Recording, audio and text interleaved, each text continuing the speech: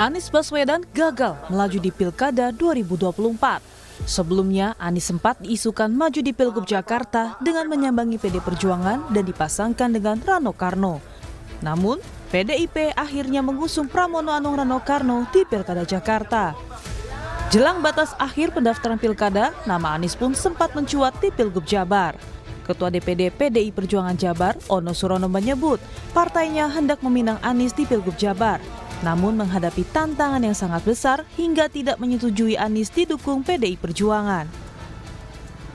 Kami di Jawa Barat tentunya sangat mempunyai keinginan Pak Anies diusung di Jawa Barat setelah beliau tidak jadi diusung di DKI.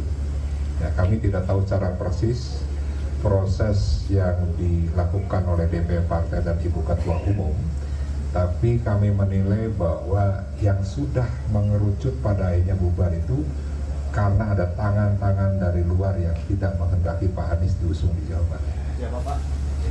Ya, Mulyono dan geng. Dalam video bertajuk catatan Anies pasca Pilpres dan pendaftaran Pilkada, Anies bicara soal langkah politik dirinya ke depannya. Ia pun menyampaikan soal partai politik yang tersandera kekuasaan.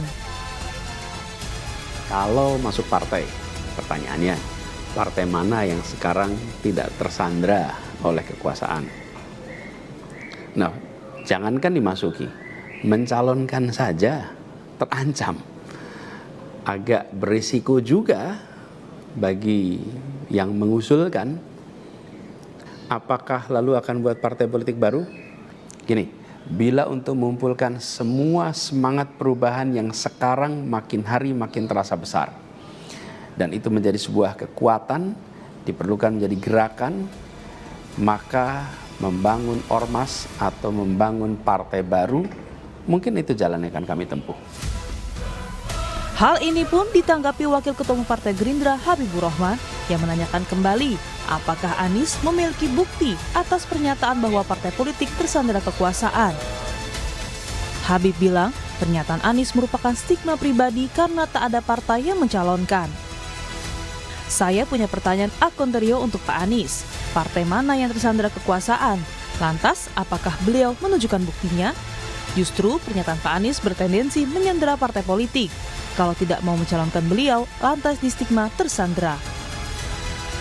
Lantas, siapakah partai politik yang tersandera kekuasaan? Tim Liputan, Kompas TV.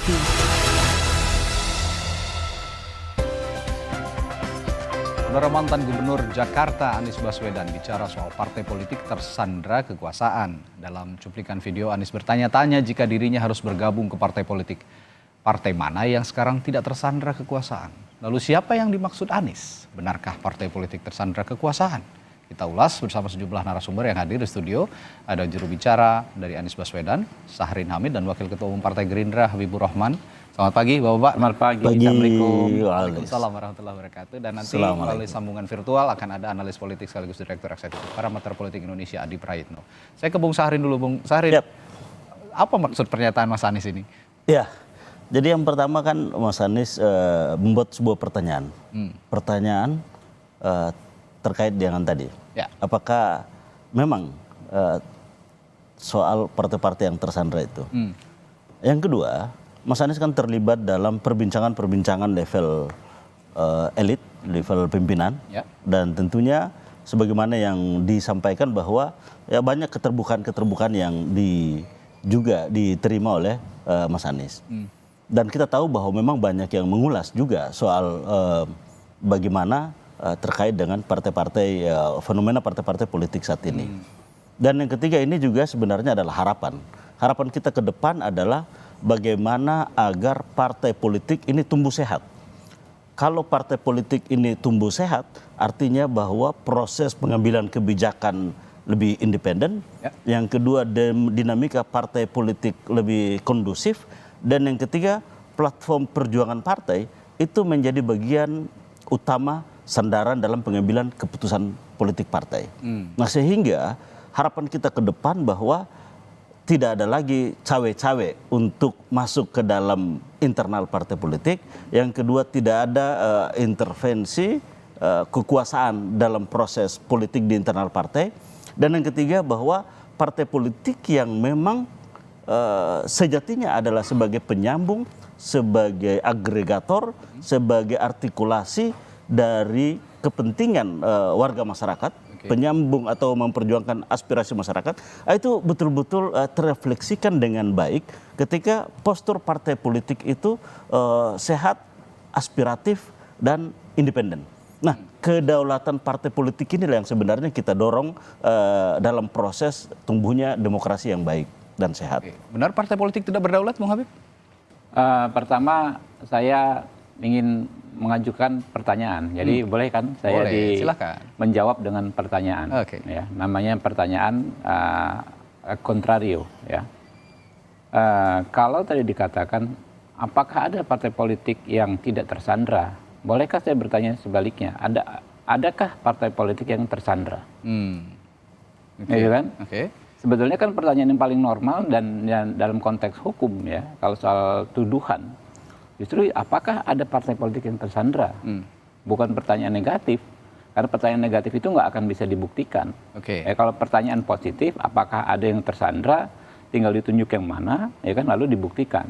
Itu dialektika dialog yang menurut saya lazim. Nah, terus soal sandra menyandra dan soal kekuasaan, menurut saya punya perspektif yang lain. Di era post-truth seperti saat ini, kekuasaan bukan hanya administrasi birokrasi sebagaimana di zaman dahulu pemerintahan saja, bisa juga misalnya dengan pressure media sosial dan lain sebagainya. Bisa nggak misalnya, ya kan ya, seseorang ya kan mengatakan menyandra partai politik dengan tuduhan sandra tersebut. Menyandra partai politik dengan tuduhan sandra. Partai politik kalau tidak mencalonkan saya, misalnya Habibur Rahman, berarti tersandra. Saya memaksa partai politik, kamu kalau tidak ingin dikatakan tersandra kekuasaan, kamu calonkan Habibur Rahman dong. Bisa nggak dengan seperti itu? Ya bisa saja. Jadi logikanya dibalik gitu ya? Seperti berulang kali kalau Pak Prabowo sampaikan, silahkan rakyat yang menilai. Saya nggak salahkan Pak Anies ya, kemudian termasuk Bang Sarin punya pendapat, tapi saya punya sudut pandang yang berbeda. Ya. Nanti silahkan rakyat yang menilai yang mana yang tepat. Tapi itu kan hanya secuplik ya dari narasi besar yang disampaikan Pak Anies. Ya. Kalau narasi besar yang disampaikan Pak Anies saya setuju. Ya.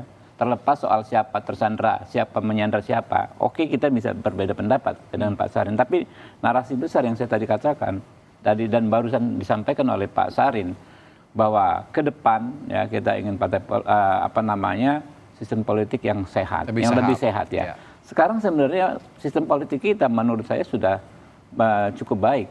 Kita menjamin seseorang bisa maju pilkada dalam konteks pilkada ya, dari 3 jalur berbeda.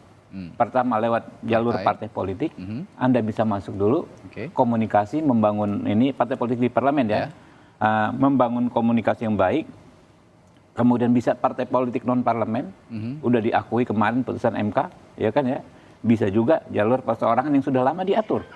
Nah, sebetulnya kan jalannya nggak ada jalan buntu ini dalam konteks demokrasi di pilkada untuk pencalonan, ya untuk kandidasi nggak ada jalan buntu. Silahkan dipilih yang mana. Tinggal memang soal bagaimana partai politik lebih demokratis dan lain sebagainya, itu PR kita bersama. Ya. Kalau melihat misalnya ya situasi saat ini kurang demokratis, partai-partai politik kurang demokratis ya, ya sudah benar strategi yang disampaikan Pak Anies, isyaratnya bahwa beliau akan mendirikan partai baru. Hal yang sama dilakukan Pak Prabowo hampir 16 tahun yang lalu. Ini 2024, kita dirikan Partai Gerindra itu 2009, ya kan ya?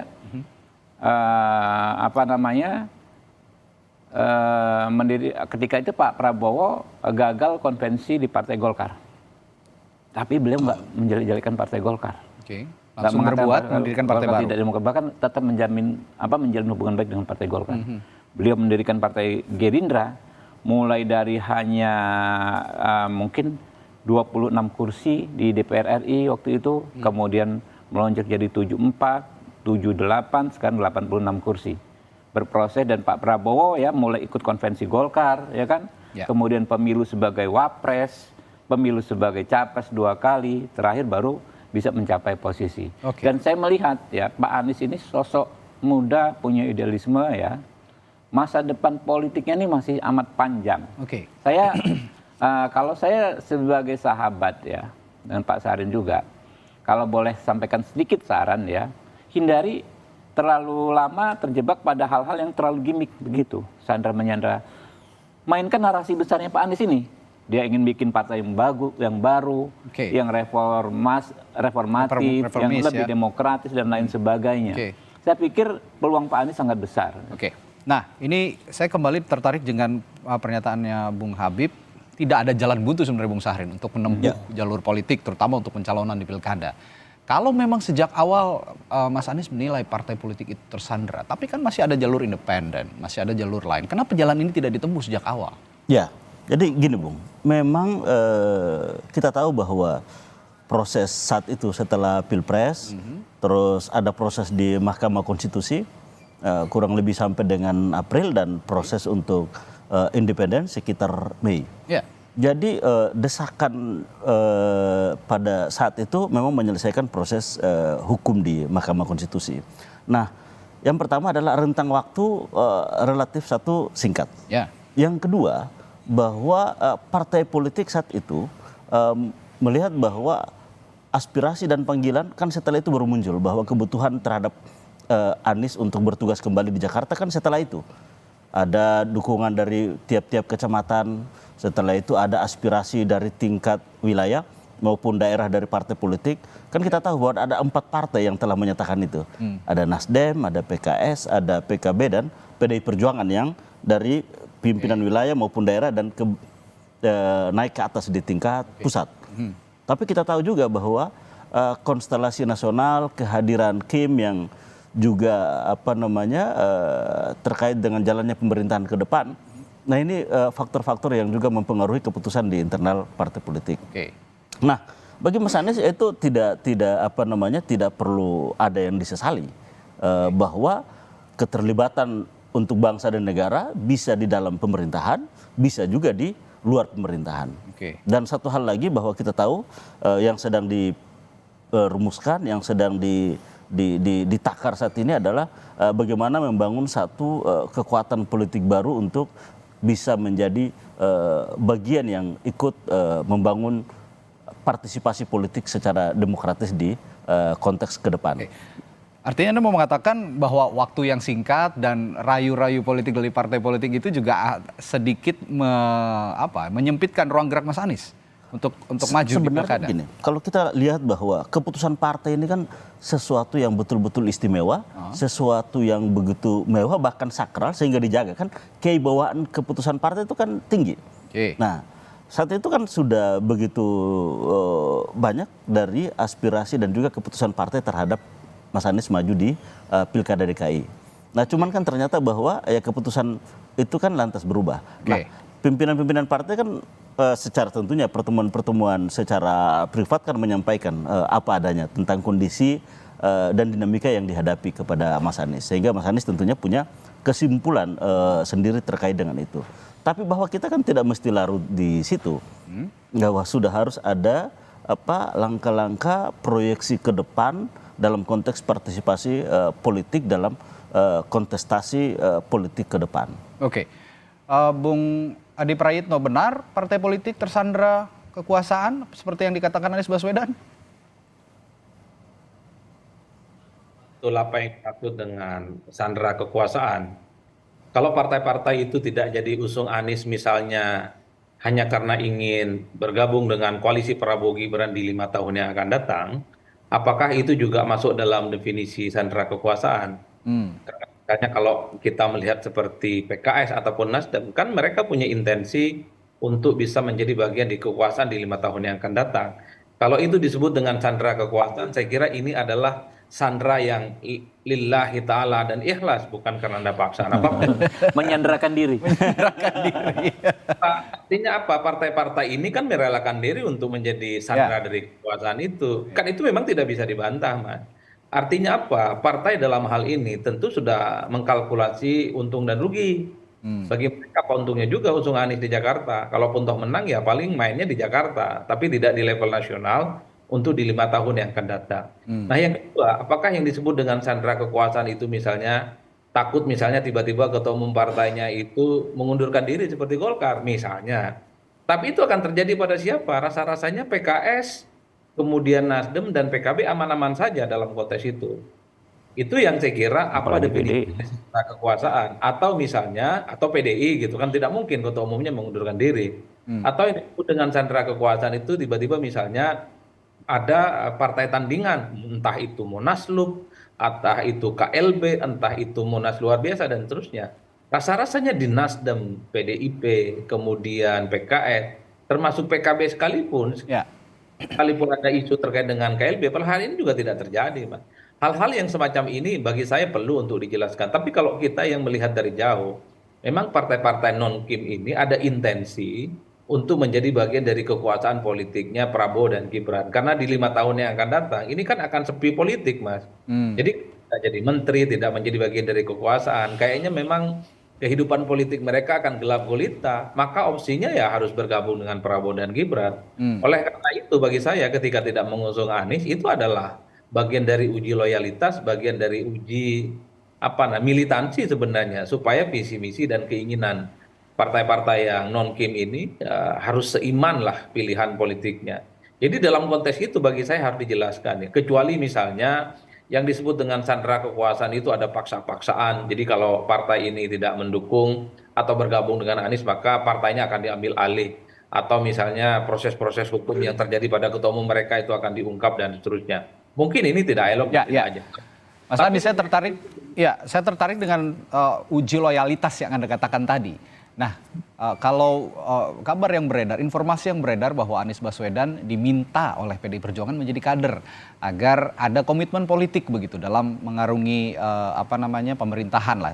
Kalau misalnya pun terpilih misalnya di Pilkada Jakarta. Tapi hal itu konon ditolak oleh Anies Baswedan karena itu tadi alasan tadi ada kepentingan khusus begitu yang dialamatkan kepada partai politik sehingga tersandera.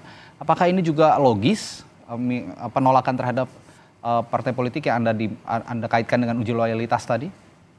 Nah, itu justru yang kedua yang ingin saya jelaskan. Oke. Jadi sebenarnya Anies dan para pendukungnya jangan pernah mengutuk partai politik. Anies ini bukan kader partai. Ya. Kalau PDIP tidak mau usung Anies, jangan salahkan PDIP. Kalau PKS tidak mau usung Anies, jangan salahkan PKS. Anies ini bukan kader PKS, bukan kader PDIP, bukan kader PKB dan juga kader Nasdem. Kecuali ya PKS itu kadernya adalah Anies Baswedan dan tidak mengusung. Baru kemudian bisa marah-marah. Problemnya Anies ini outsider, tidak bisa menuntut lebih dari partai politik. Oleh karena itu bagi saya, pilihan ketika Anies ingin mendirikan partai politik, itu diapresiasi oleh banyak orang. Sudah banyak contoh di negara ini, orang-orang hebat, orang-orang top, ketokohannya sudah mulai diakui. Ketika mereka tidak punya cantolan politik, tapi bermimpi ingin jadi presiden, bikin partai. Oke. Dulu ada Wiranto, ya keluar dari Golkar, ya bikin Hanura. Ada Prabowo keluar dari Golkar, bikin Gerindra. Ada Nasdem, Surya Paloh keluar dari Golkar, bikin Nasdem. Bahkan sekelas Fahri Hamzah, setelah tak lagi di PKS, bikin Partai Gelora. Bahkan sekelas Amin Rais senior, tokoh reformasi, setelah terlempar dari PAN, bikin partai politik. Masa Pak Anies nggak bisa? Ini yang sebenarnya dituntut. Oleh karena itu saya ingin mengutip pernyataannya Bung Syahrir. Bahwa bukan Syahrin ya, Syahrir. Jangan pernah mengutuk kegelapan. Jangan pernah mengutuk partai politik. Anies menuntut partai, menuntut dirinya. Dan Anies mulai lupa setelah kalah dalam Pilpres. Aura politiknya hilang, lenyap. Karena bagi mereka partai-partai ini memang ketokohan dan figuritas Anies itu tidak bisa diandalkan juga. Terbukti dalam Pilpresnya kalah. Wajar kalau kemudian yang dulu para pendukungnya di Pilpres ini balik badan dan lebih berfungsi dengan alasan kalkulasi untung dan rugi bergabung dengan Kim.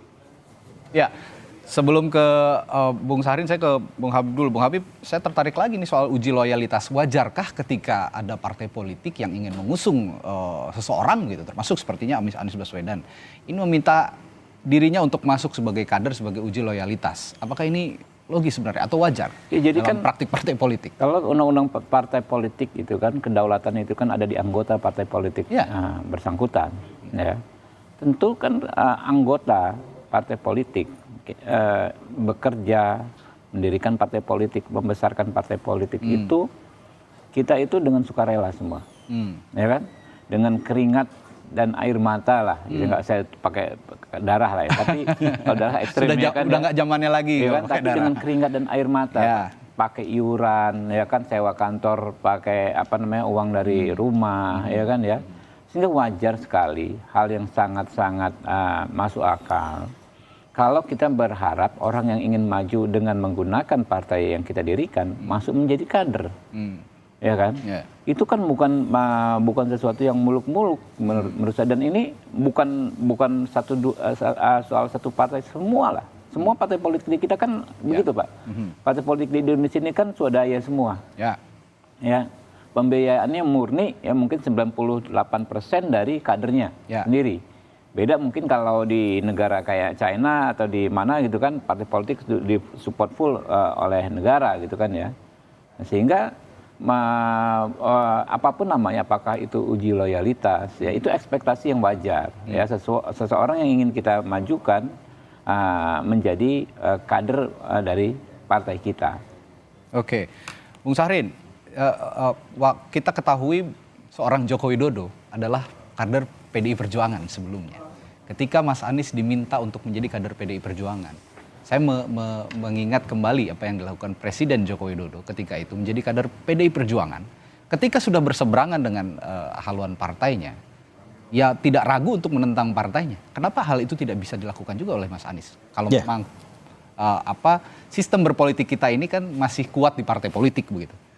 Ya, yang pertama saya ingin mengklarifikasi bahwa perbincangan antara Anies dan juga PDI Perjuangan sepanjang intensitas perbincangan itu terjadi, itu tidak pernah terjadi perbincangan untuk masuk menjadi anggota ditawari partai. Menjadi kader. Iya, baik itu ditawari atau menjadi topik dalam perbincangan itu. Oke. Yang ada adalah justru menyamakan visi, menyamakan agenda terkait dengan ketika nantinya jika partai PDI Perjuangan ini itu mengusung Anies dalam Pilkada DKI Jakarta, yaitu agenda-agenda soal politik yang basisnya adalah platform perjuangan dari PDI Perjuangan, soal tata politik, tata kota, kelestarian lingkungan, program terhadap warga ataupun terhadap rakyat ataupun wong cilik misalnya. Nah, itu yang menjadi tema-tema perbincangan antara Anies dan juga PDI Perjuangan. Jadi tidak ada perbincangan tentang permintaan masuk sebagai anggota partai atau sebagai memiliki KTA partai. Itu tidak ada. Nah, karena dalam kombinasi misalnya taruhlah kemarin itu komposisi calon gubernur atau calon wakil gubernur, tentunya salah satunya itu adalah dari PDI Perjuangan. Jadi itu tidak menjadi bagian dari topik perbincangan antara PDI Perjuangan dan Anies Baswedan. Yang terjadi adalah konteks kesamaan pikiran-pikiran terkait dengan polisi atau kebijakan sebagai pemerintah ke depannya. Oke, tapi kalau melihat PDI Perjuangan yang sepertinya masih dalam masa trauma politik begitu ya, pasca Pilpres ini ditinggalkan oleh Presiden Jokowi dan sekarang menjadi dua entitas yang berseberangan begitu. Apakah seperti yang dikatakan Bung Habib, apakah Anda juga menganggap tidak satu hal yang wajar bahwa memang jika ingin berada dalam satu perjuangan yang sama, sebaiknya ya Mas Anies juga masuk ke dalam partai politik begitu? Ya, jadi memang Mas Anies waktu pertama itu bahkan sudah meminta kepada 3 partai pertama yang bersama di Pilpres, Nasdem dan Nasdem, PKS dan juga PKB. Bahkan sampai dengan Pilkada, Mas Anies sendiri menawarkan bagaimana kalau saya menjadi anggota partai dari salah satu itu. Nah, cuman memang partai-partai itu menyatakan bahwa sudah nggak apa-apa Mas Anies menjadi ya untuk semua lah, kurang lebih seperti itu. Jadi ada kesadaran itu ada. Nah, oleh karenanya memang kedepannya sebagaimana kita tahu yang terakhir bahwa saat ini sedang kita menakar untuk bagaimana membangun sebuah kekuatan politik barulah untuk menjadi bagian dari instrumen politik kita ke depan. Oke, kita akan jeda sejenak dan setelah jeda nanti akan kita bahas juga bagaimana keputusan Anies Baswedan berikutnya, langkah politik yang akan diambil, kapan partai politik itu akan didirikan oleh Anies Baswedan jika memang tetap ingin ada di permukaan sebelum memang manifestasi Pilpres 2029 akan diwujudkan oleh seorang Anies Baswedan. Tetaplah bersama kami akan berbincangkan sesaat lagi di Sapa Indonesia Pagi.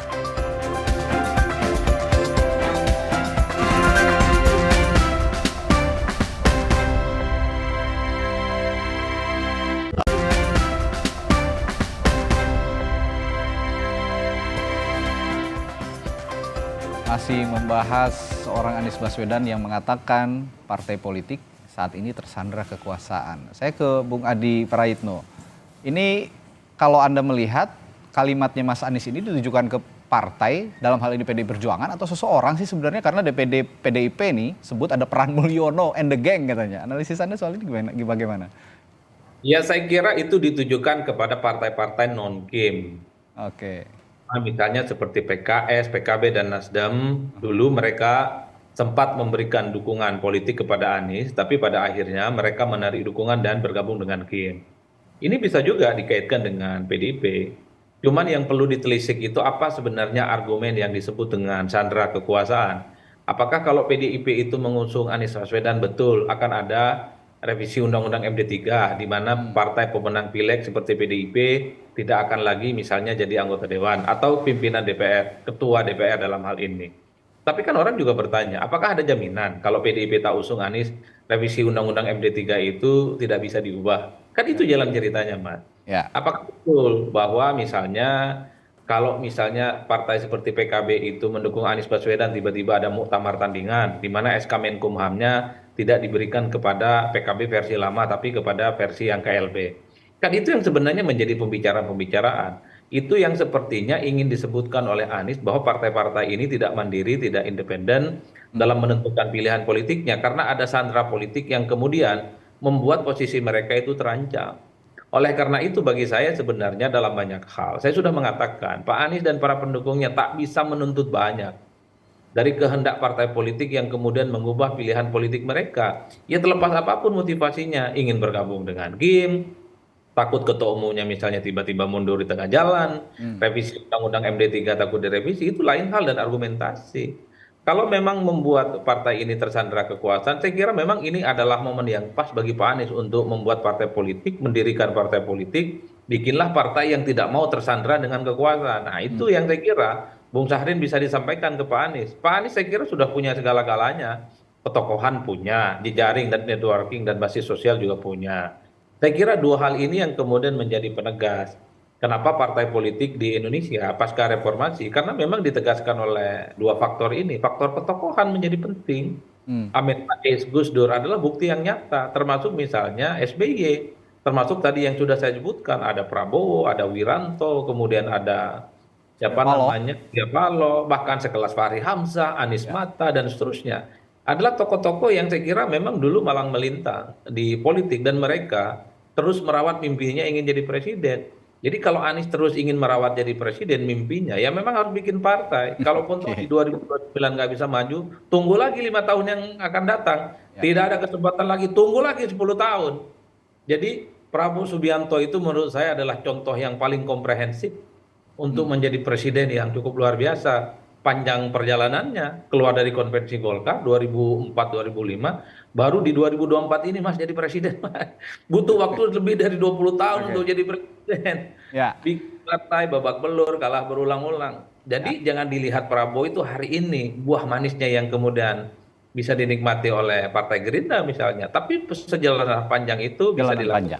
Saya kira Pak Anies Baswedan punya resource, punya modal, dan stamina politiknya bisa dirawat dengan cara mendirikan partai politik. Oke. Ya, cara masa ya saya kira Pak Anies juga punya, tinggal dikapitalisasi. Apakah kalau nanti bikin partai basis konstituennya ini ramai-ramai misalnya bergabung dengan Anies dan kemudian menyatakan diri menjadi bagian dari partai. Kalau ini yang dilakukan saya kira bagus. Oke, sebelum saya tanya kapan Mas Anies Baswedan mewujudkan mendirikan partai politik, saya tanya dulu ke Bung Habib. Saya tertarik dengan pernyataan Anda di berbagai literatur. Kalau jadi politisi jangan malas gitu, Kak. Anda melihat Anies Baswedan sampai titik ini seorang politisi yang kurang rajin gitu kalau itu pernyataan normatif ya. Karena memang semua melalui proses. Mohon maaf ya. Kayak saya saja terpilih itu 2019. Saya ikut pemilu itu sejak 2014, Oke. ya kan ya. 2014 nggak terpilih, cuma dapat suara sekian belas ribu, ya kan. Baru 2019 baru bisa masuk dan sekarang alhamdulillah masih bertahan. Oke. Semuanya melalui proses dan karena saya tahu ya kita kan pahami regulasi dan sistem politik kita memang mengatur demikian, nggak ada yang bisa instan, ya. Begitu juga seseorang yang ingin menjadi kepala daerah atau kepala pemerintahan kan jelas jalannya. Kalau mau agak lebih shortcut, misalnya bisa lewat calon perseorangan. Itu ditempuh kemarin. Kalau contoh yang paling konkret itu musuh politik saya, Pak Ahok itu, ya. Secara umum beliau musuh politik saya sampai saat ini. Tapi dalam konteks beliau menggalang KTP untuk maju menjadi calon perseorangan, saya angkat jempol. Itulah memang politisi. Dia susah payah kumpulkan sekian ribu KTP walaupun pada akhirnya maju lewat partai politik. Tapi seandainya saat itu tidak ada partai politik tidak mengajukan Ahok, ya kan beliau bisa maju perseorangan. Nah itu yang saya bilang kita harus berproses ya. Jadi namanya politik ya kita harus kerja keras dan banyak loh sebetulnya calon-calon perseorangan. Kayak Dharma Pengrekun maupun si Pak Kun juga kan maju dari perseorangan. Dulu pernah ada Pak Riza Patria, ya. Pak Riza Patria itu sebetulnya memang dulu sudah dari sebelumnya kader kami, kader Partai Gerindra.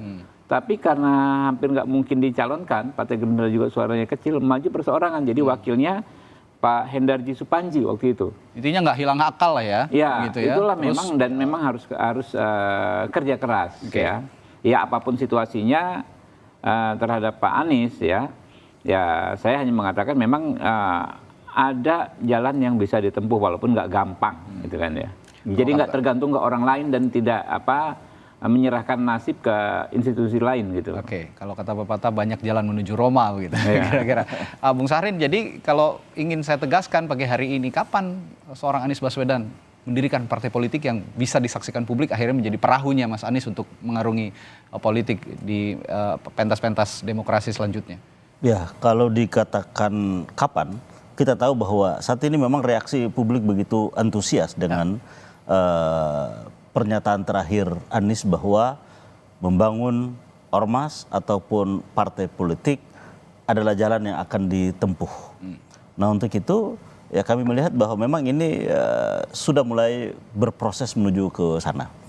Karena kita tahu bahwa tentunya membangun organisasi masyarakat maupun membangun partai politik ya ada fasenya, ada tahapannya. Partai politik sebagai badan hukum, partai politik sebagai peserta pemilu, dan kami melihat bahwa 5 tahun ini kan memang relatif singkat.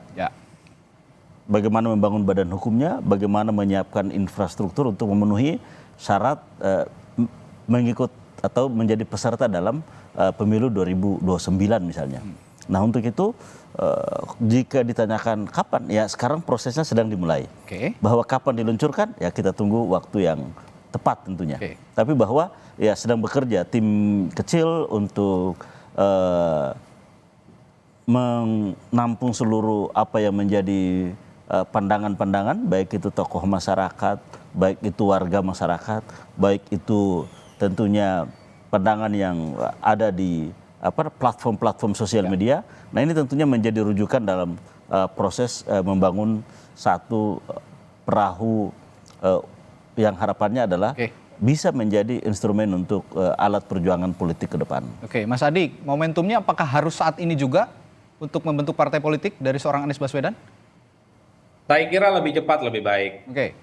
Anies jadi pembicaraan terkait dengan pilkada dan soal kemungkinan eksistensi politiknya di 5 tahun yang akan datang. Karena kalau sudah masuk tahun 2025, itu saya kira memang pembicaraan publik sudah bicara tentang bagaimana visi misi Prabowo dan Gibran, termasuk program-program prioritas. Oleh karena itu memang sebisa mungkin sebelum tahun 2022, Anies sudah mulai deklarasi ya soal entah itu ormas ataupun partai politik. Itu kan soal teknis sebenarnya. Tapi kalau Anies memang dan pendukungnya punya keinginan bikin organisasi politik, besok pun sudah bisa deklarasi. Mengingat pemilu itu 5 tahun yang akan datang, saya kira hal ehwal administrasinya terkait dengan syarat pendaftaran ke KPU kan itu masih bisa dibicarakan yang cukup panjang ya. Tapi secara prinsip ini kapan dideklarasikan? Karena apapun bagi saya Anies butuh ya panggung politik ya untuk menjaga stamina politiknya di 5 tahun yang akan datang. Entah itu ormas ataupun organisasi politik yang lain. Tapi bagi saya secara prinsip, kalau memang Anies terus ingin bermimpi untuk jadi presiden di negara ini, bikin partai politik adalah opsi yang sangat rasional. Dan ingat juga bahwa di 2009, sekalipun Anies bikin partai misalnya hari-hari ini, itu tak ada jaminan juga Pak Anies itu bisa maju apalagi menang. Karena sebagai partai baru kan tidak cukup syarat untuk menembus threshold 20%. Kalau tidak sanggup maju di 2029, sabar lagi. Nunggu di 5 tahun selanjutnya. Belum dapat tiket dan belum menang lagi, sabar lagi. Saya kira 20 dan 30 tahun ke depan, Pak Anies masih akan ya terus akan menjadi pembincangan di setiap politik. Bahkan sekelas Pak Amin Rais, tokoh reformasi. Sampai 2009 itu masih menjadi pembicaraan soal kemungkinannya maju pilpres. Meski Pak Amin itu tidak pernah maju pilpres lagi. Dulu ada Akbar Tanjung nggak dan seterusnya dan seterusnya. Oleh karena itu bagi saya satu-satunya cara memang bagi Anies adalah mendirikan partai politik. Kecuali ada partai politik yang kemudian tertarik ingin menjadikan Anies sebagai kader mereka. Katanya ada PKB, katanya ada Nasdem, katanya ada PKS. Tapi memang harga politik Anies ini kan mahal. Anies kalau gabung sama partai itu kan konotasinya ingin maju pilpres. Itu yang repot Pak. Karena kira kader-kader yang lain ini kan mimpinya untuk jadi calon presiden dan calon wakil presiden. Emangnya Surya Paloh nggak mau jadi calon presiden dan wakil presiden? Kalau kesempatan itu pasti diambil. Emangnya mau misalnya seperti Saihu itu kemudian di underestimate gitu ya, tidak kemudian bisa maju hanya karena untuk Anies Baswedan. Jadi ini yang saya kira bahwa memang agak rumit pada level Anies Baswedannya, terlampau tinggi levelnya. Karena kalau masuk partai itu pastinya dipersepsikan untuk maju pilpres Pak. Ini yang saya kira memang agak rumit juga bagi Anies. Masuk partai tapi ingin jadi calon presiden. Seakan-akan partai ini sangat mudah untuk ditaklukkan dan memberikan karpet yang begitu gampang ya bagi Anies dalam tiket pencalonan. Ketimbang selalu misalnya mengutuk kegelapan, ya mulailah nyalakan lilin. Nah lilin itu adalah partai politik baru yang saya kira harus segera dideklarasikan oleh Anies dan Bung Syahrin ini. Ya, Bung Habib sebagai wakil pimpinan partai politik, kalaupun nanti partai politik Mas Anies Baswedan ini sudah ada, Anda melihat kompetisi politiknya akan seperti apa? Ya kita sangat terbuka ya. Kemarin juga kan teman-teman bikin partai umat, partai gelora ya. Regulasinya jelas ya, aturan main jelas, kita sama-sama ikut aturan main dan kita bisa berkompetisi dengan sehat. Nggak ada masalah menurut saya, sebanyak mungkin partai politik justru semakin bagus karena rakyat punya pilihan ya. Apalagi misalnya partai politik punya karakteristik yang berbeda, mungkin saja bisa mendapatkan pasar yang berbeda. Kalau 2029 partainya Mas Anies ini belum mencapai threshold misalnya atau tidak bisa mengusung, Anda sebagai wakil pimpinan partai politik alergi nggak sih terhadap sosok Anies Baswedan sebenarnya? Kita tidak ada alergi terhadap tokoh-tokoh tertentu, ya orang-orang tertentu. Cuma kan yang berdaulat itu kan anggota kalau di kami, ya. Jadi misalnya terkait pilkada Jakarta, ya daerah khusus Jakarta, nama Pak Anies kan memang nggak muncul. Ya, tentu menjadi memori juga dinamika yang terjadi soal hubungan Pak Anies dengan Partai Gerindra dan Pak Prabowo selama ini, ya kan. Bagaimana dulu Pak Anies diberhentikan. Di reshuffle lalu menjadi calon gubernur ya, kemudian 2019 tidak melihat kader kami tidak melihat effort yang cukup Pak Anies mendukung Pak Prabowo sehingga kalah kami di DKI 2019. Ya, lalu ya dinamika dan drama kemarin selama Pilpres, tapi ya itulah dia akhirnya kan. Nah, nama Pak Anies untuk pilkada DKI saja tidak muncul di kader-kader Partai Gerindra. Tapi kan kami nggak akan menghalangi. Sepak terjang Pak Anies di luar mau bikin partai sendiri, bergabung dengan partai lain, kami menghormati dan siap berkompetisi secara sehat dengan beliau. Terakhir Bung Syahrin, pesan yang ingin Anda sampaikan kepada pendukung Anies Baswedan yang selama ini mengharapkan Anies Baswedan ini tampil begitu di pesta demokrasi, tapi 5 tahun ke depan sepertinya tidak akan ada nama Anies Baswedan di pesta demokrasi. Apa yang ingin disampaikan kepada publik? Ya, yang pertama bahwa Mas Anies sudah bertekad untuk membangun satu institusi, satu perahu, ya satu elemen yang kita sebut dengan apakah nanti itu ormas ataupun partai politik Yang jelas bahwa ini adalah satu instrumen untuk ikut terlibat aktif di dalam politik. Yang kedua, kita tahu bahwa memang partai politik ini memiliki peran dan fungsi yang tentunya komprehensif untuk membangun sebuah tatanan dan implementasi dari gagasan-gagasan ataupun sebagai alat perjuangan dari gagasan-gagasan politik Anies. Nah, untuk itu ya dalam forum yang hebat ini kami ingin menyampaikan bahwa ya seluruh pendukung, seluruh relawan, seluruh kelompok yang selama ini terafiliasi dalam gerakan Anies Baswedan, nah inilah saatnya, inilah momentumnya untuk kita mengorganisir diri. Oke. Nah, untuk itu maka ya tahapan-tahapan ini akan kita lalui. Untuk itu ya bersabarlah, bersabar secara aktif, mulai mengorganisir diri dan kemudian mari kita rumuskan sebuah alat politik baru yang ini akan menjadi bagian dari instrumen kontestasi kita. Dan juga kita harus jujur bahwa ini akan digunakan sebagai instrumen untuk politik merangkul teman-teman yang lain dan kemudian juga menjadi bagian dari alat perjuangan pikiran-pikiran Anies Baswedan. Oke. Alih-alih seorang Anies Baswedan tetap berenang berada di permukaan laut sehingga ada kapal besar yang menangkap ikan kakap gitu ya. Tapi sepertinya Anies Baswedan akan membangun perahu besar sendiri sehingga bisa mengarungi perjalanan politik selama 5 tahun ke depan. Menarik untuk kita tunggu terus bagaimana kiprah seorang Anies Baswedan ini di pentas politik Indonesia. Terima kasih para narasumber kami pagi hari ini. Terima kasih. Wakil Ketua Umum Partai Gerindra Habibur Rahman, lalu juga ada juru bicara Anies Baswedan Syahrin Hamid dan Direktur Eksekutif Parameter Politik Indonesia Adi Praitno. Selamat pagi Bapak-bapak, sampai jumpa lagi, sehat selalu. Pagi. Assalamualaikum.